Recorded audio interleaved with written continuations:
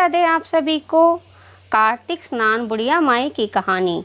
एक बुढ़िया माई थी जो चतुर्मास में पुष्कर स्नान किया करती थी। उसका एक बेटा और बहू थे। सास ने बुढ़िया को फलहार बनाने को कहा, उपवास में खाने योग्य बना। बहू ने खाली टिफिन रख दिया। बेटा माँ को पहुँचाने के लिए पुष्कर गया। रास्ते में माँ से बोला, माँ फलहार खा लो। जहाँ पानी मिला वहीं फलहार करने बैठ गई तो भगवान की कृपा से खाली टिफिन फलों से भर गया। माँ ने फलहार कर लिया। पुष्कर में माँ के रहने के लिए झोपड़ी बनाकर बेटा घर वापस आ गया। रात्रि में श्रावण मास आया और बोला, बुढ़िया माई दरवाज़ा खोल। तब बुढ़िया माई ने पूछा, आप कौन हैं? मैं श्रावण मास। बुढ़िया ने तुरंत दरवाज़ा खोल दिया। बुढ़िया माई ने शिवजी पार्वती जी की पूजा अर्चना के बेलपत्र से अभिषेक किया। जाते समय श्रावण मास ने बुढ़िया माई को आशीर्वाद दिया और झोपड़ी की एक दीवार सोने की हो गई। भाद्रपद मास आया, उसने भी दरवाज़ा खोलने को कहा।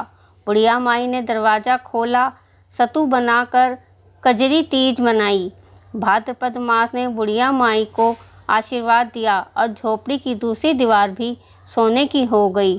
फिर अश्विनी मास आया और उसने भी दरवाज़ा खोलने को कहा।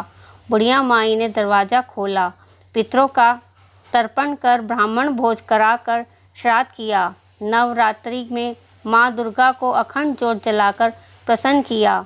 सत्य की विजय दिवस के रूप में बुराई का अंत की खुशी में दशहरा बनाया। आश्विन मास में जाते समय प्रसन्न होकर तीसरी दीवार भी बहुमूल्य रत्नों से जड़ित कर दी और बुढ़िया माई को सदैव प्रसन्न रहने का आशीर्वाद दिया। इन सब के बाद कार्तिक मास आया, उसने भी दरवाज़ा खोलने को कहा। बुढ़िया माई ने दरवाज़ा खोला, अति प्रसन्न मन से कार्तिक स्नान किया। दीपदान कर दीपावली, गोवर्धन पूजा, भैया दूज, गोपा अष्टमी, आंवला नवमी मनाई। कार्तिक मास में जाते समय आशीर्वाद दिया और झोपड़ी के स्थान पर महल बन गया। बुढ़िया माई गरीबों की सेवा कर भजन कीर्तन में अपना समय व्यतीत करने लगी। बेटा अपनी माँ को लेने आया तो माँ और झोपड़ी को पहचान ना सका तो पड़ोसियों ने पूछा।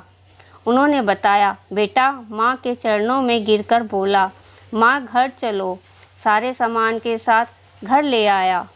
सासू माँ के ठाठ देकर बहू के मन में लालच आ गया और उसने भी माँ को भी पुष्कर छोड़कर आने को कहा तो उसका पति अपनी सास को भी पुष्कर छोड़ आया। परंतु बहू की माँ की धर्म कर्म में बिल्कुल रुचि नहीं थी। वह 4 समय भोजन करती और दिन भर सोचती। चारों मास आए और चले गए। जाते समय झोपड़ी गिर गई और बहू की माँ गधी की योनि में चली गई, क्योंकि औरत लक्ष्मी का रूप है और लक्ष्मी की तरह चंचल होना चाहिए। भगवान की पूजा और अतिथि का सम्मान और दान पुण्य करना चाहिए।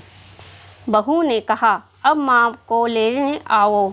जब जवाई सास को लेने गया तो कहीं ना मिली। लोगों से पूछने पर लोगों ने बताया कि तेरी सास धर्म कर्म कुछ नहीं करती थी, खाती थी और सोती थी, इससे वह गधी योनि में चली गई।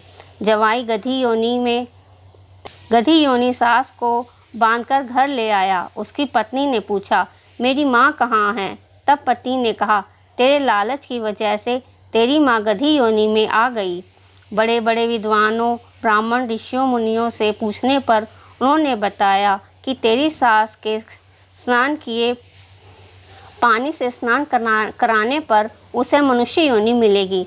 तब बहू ने ऐसा ही किया और उसकी माँ पुनः मनुष्य योनि में आ गई। हे राधा दामोदर, भगवान जैसा बुढ़िया माई को दिया वैसा सबको देना। कहता ना, सुनता ना, हुंकारा भरता ना, सारा परिवार ना, सबकी मनोकामना पूर्ण करो। बोलो विष्णु भगवान की जय।